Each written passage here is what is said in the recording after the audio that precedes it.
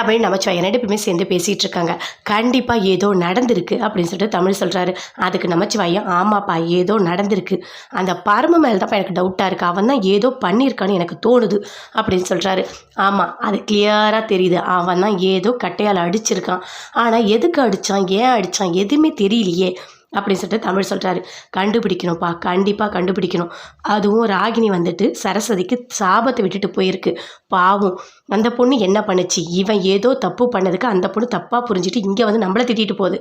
கண்டிப்பாக உண்மையை நம்ம நிரூபிக்கணும் அப்படின்னு சொல்லிட்டு நம்ம சொல்கிறாரு. அதுக்கு தமிழ் சொல்கிறாரு, கண்டிப்பாக நம்ம பண்ணுவோம், அந்த பரம்புவை நம்ம ஃபாலோ பண்ண எல்லாமே நடக்கும் அப்படின்னு சொல்கிறாரு.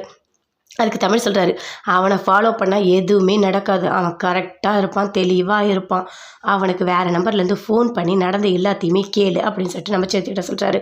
அதே மாதிரி நமச்சிவாயம் வேறு ஒரு ஃபோன்லேருந்து கேட்குறாரு, என்ன நீ தான் எல்லாம் பண்ணியா அப்படின்னு சொல்லிட்டு. இங்கே பார், நீ யார் எனக்கு ஃபோன் பண்ணுற எல்லாமே எனக்கு தெரியும், நான் யாருன்னு உனக்கு தெரியுமா, என்ன தமிழ் வச்சாலா, உண்மையை தெரிஞ்சுக்கணுமா, உண்மையாகவே கீழே விழுந்துட்டார் அர்ஜுன் அப்படின்னு சொல்லிட்டு பரம சொல்கிறாரு. அதை கேட்டோன்னே பயங்கரமாக ஷாக் ஆகுறாரு நமச்சிவாயம். ஃபோனை கட் பண்ணிட்டாரு. என்ன சொல்கிறான் அப்படின்னு சொல்லிட்டு தமிழ் கேட்குறாரு.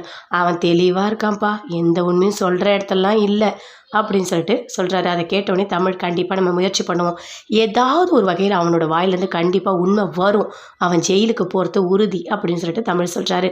பரம யோசிக்கிறாரு, என்ன இது எல்லாருமே இப்படி விசாரிக்க ஆரம்பிச்சிட்டாங்க, கண்டிப்பாக நம்ம மாட்டிப்போமா என்ன அப்படின்னு சொல்லிட்டு யோசிக்கிறாரு. அதுக்கு முன்னாடி கண்டிப்பாக அந்த அர்ஜுனை போட்டு தள்ளணும் அப்படின்னு நினைக்கிறாரு.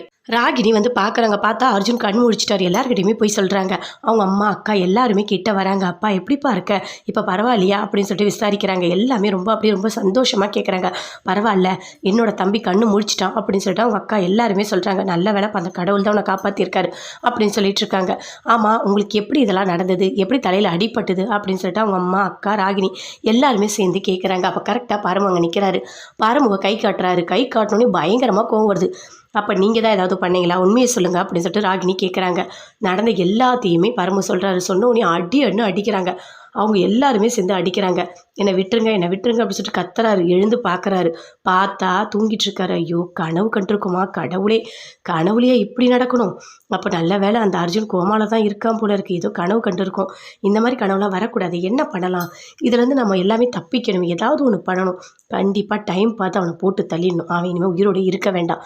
நம்மளை ஜெயிலுக்கு அனுப்பணும்னு நினச்சா அவன் எப்படி உயிரோடு இருக்கலாம், எவ்வளோ தைரியம், அக்கா புருஷன் கூட பார்க்கல, நீ ஜெயிலுக்கு போ, நான் வெளியே இருக்கேன்னு என்கிட்டயே சொல்கிறான், அதனால தான் நான் கட்டையால் அடித்தேன், என் மேலே எந்த தப்புமே இல்லையே, இது வரைக்கும் நான் பண்ண தப்புக்கு எல்லாத்துக்குமே காரணமே அவன்தான், அவன் சொன்னால் நான் பண்ணேன், அவ்வளோதான், நான் என்ன வேறு பண்ணேன், எதுக்காக என்ன ஜெயிலுக்கு அனுப்பணும்னு அவன் நினைக்கிறான் அப்படின்னு சொல்லிட்டு பயங்கரமாக அவர் மனசுக்குள்ளே அப்படியே யோசிச்சுட்ருக்காரு.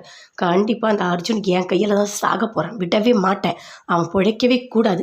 இதுக்கு நடுவில் இந்த தமிழ் வேற ஏதாவது ஆள் வச்சு நம்மளை வேற விசாரிச்சிட்டு இருக்கான், எல்லாருமே சுற்றி பண்ணுறாங்க, கண்டிப்பாக நம்ம இதுலேருந்து தப்பிக்கணும் அப்படின்னு சொல்லிட்டு பரம ஒரு பக்கம் பயங்கரமாக யோசிச்சுட்ருக்காரு.